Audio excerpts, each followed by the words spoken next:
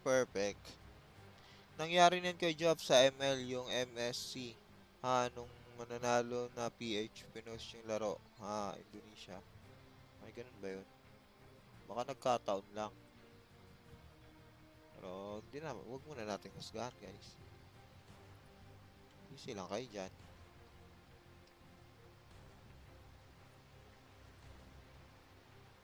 Walang video card ang putik.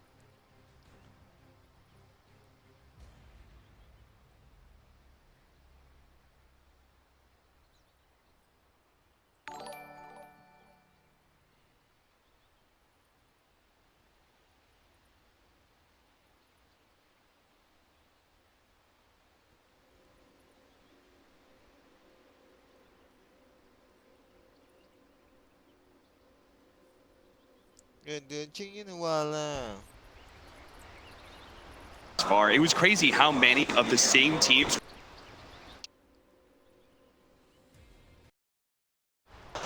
It feels like deja vu. Last time, of course, EG, they went a little bit further, but things happen. True, true. They got their rematch against OG in the upper bracket semifinals, just like last year. Oh, this guy has no children.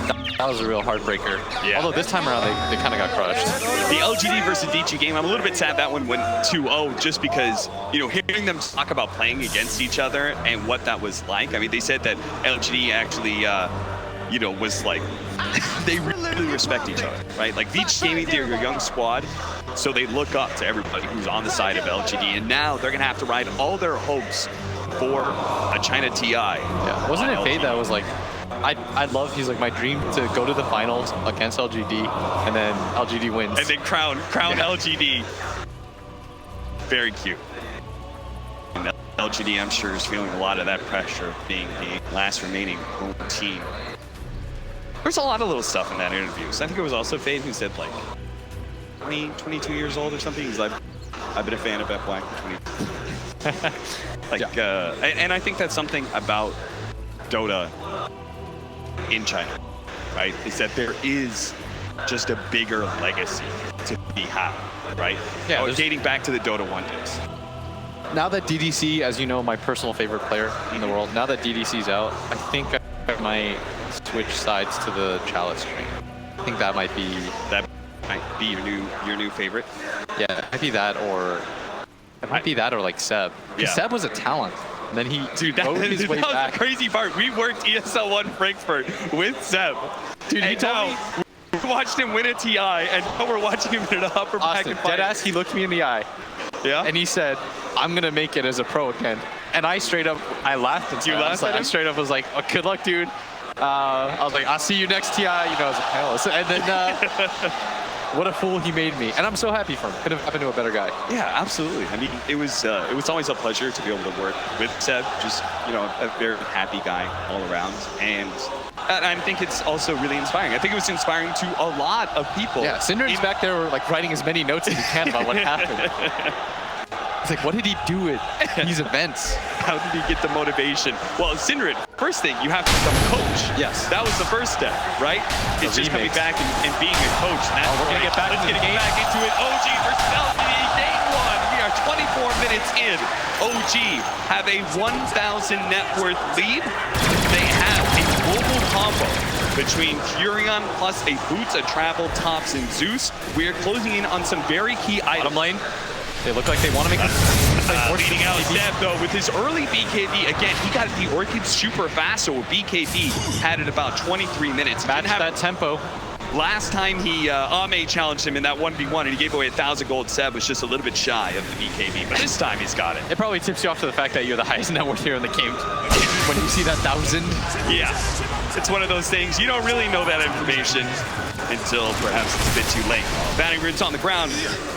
PSG LGD scrambling to grab everything on the bottom lane. OG did not get the chance to be able to punish maybe in his positioning, so he does pick up the Aghanim Scepter. And even popping the Shrine, even though he was about 3/4 full. Just gonna top things off, get some fresh fuel for the fight to come. I love when people hold on to bounty runes, by the way. Let it percolate. Why though? It doesn't do anything. Once you put it into your bottle, it's based off the time you picked it up. I know, but it's cool. It's cool. It's like you've got a gold explosion. Guys, I don't have buyback. Someone use your bottle bounty rune. As soon as he hits like 1,200 gold, he's gonna pop it. Okay, okay. It's gonna be that surprise, haha. All right, they're gonna go. I'd like to see him Remnant back, TP, help his team. Yep. Deal with that top lane push. This is your job. That's amazing. Anybody else this it's purely for him. Stay down here as 4 on the side of PSG LGD. Stick around, let him get his Radiance. Ana's kind of sticking around, right? He may try and go for the Chronosphere onto Ame.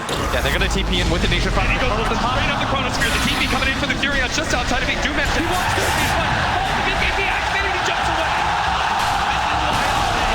Picks up the fast BKB, and sadly Seb was just on the outside of that is why some auto attack. It's not for the team fight. It's for when you go for these split pushes that you need to be afraid. And Seb, if he TPs on the other side, yep. They definitely get that kill. Yeah. And he was stuck in a situation where he was already TPing basically at the same time the Chronosphere was down. So he was like, I shouldn't really cancel this and replace it. Oh, that was such a sick trap. By getting punished for that now, losing the bottom tier 2 tower, you can put even pressure. And this is the worst thing.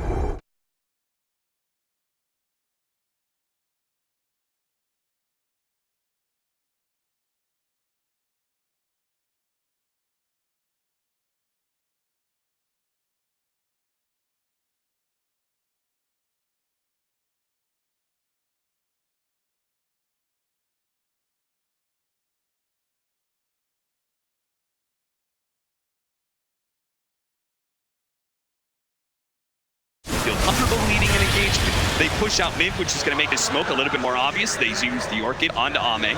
He's obviously fine. Will hold on to his BKB charge as well. PSG LGD, they're going to be spotted at Thundergod's Wrath. Just as we were talking about that mid lane push, pushing Chalice back, pushing the wave in, makes that obvious. They read exactly where PSG LGD is, but LGD still going to go for it. His Chalice going to wrap around with FY behind the tier 1 tower. They're going to jump for it. Catching No Tail. The Rolling Thunder is out from Jarex already. He's going to hit FY as well as the Thunder God's Wrath and stuff. And they're going to be able to bring down one support at least. Chalice left in an awkward position here, but maybe focusing on that objective. And OG, a little bit skittish about taking the fight. They've got 15 seconds left in the Chronosphere, and that's why Ame immediately going to jump into the side ground. Hoping to help X-Nova out. He's going to use the ultimate there. But it doesn't actually catch Ana. They only manage to finish up Jarex. They're going to jump over the triangle where Thompson is sitting all by himself.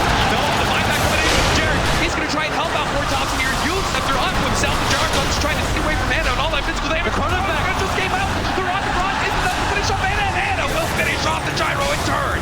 Ame, he does have a lot of damage, so with that Radiance, can they chase down Ana? Seb is still strong. Chains, he's instead going to go for the 2 supports here. He's got Seb as well as but he will get 2 kills for the team. And that was the buyback from Jarex. Fantastic fight from PSG LGD. That all comes down to X-Nova's positioning. They all leaned on him while they were killing the cores in the backline of OG. And once you get on top of the Zeus, the team fight